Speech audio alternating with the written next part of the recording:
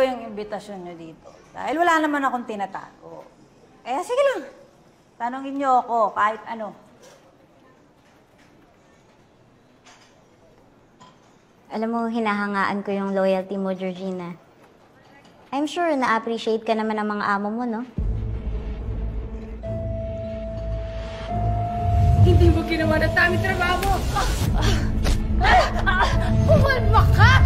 Stupid! But at least, you should be very grateful that I'm even giving you a second chance. Huwag mo nang hintayin na burahin ka rin nila sa mundong ito.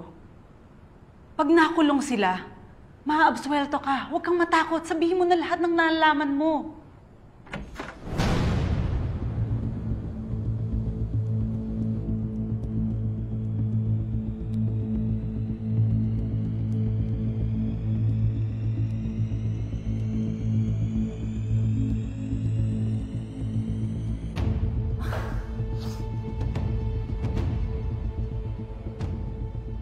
Nakalagay ba na sign sa noo ko na uto-uto? Huwag niyong gawing panakot sa akin yung pagkamatay ni Argus at Berhel.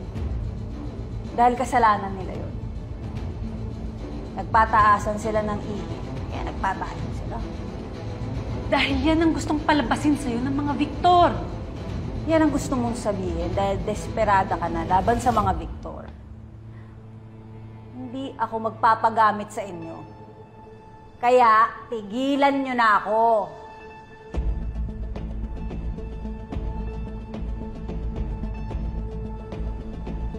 Nandyan yung number ko. Baka sakaling magbago yung iisip mo.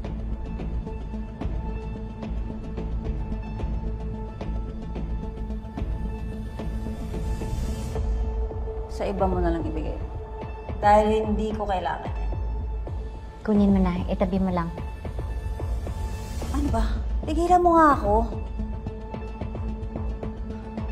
Sige na. Tanggapin mo na. Ang kulit mo? Ano? May mga tanong pa ba kayo sa akin? Tapusin na natin to para makalayas na ako dito. Si Son. Ako na maghahatid sa kanya sa interrogation room. Tara.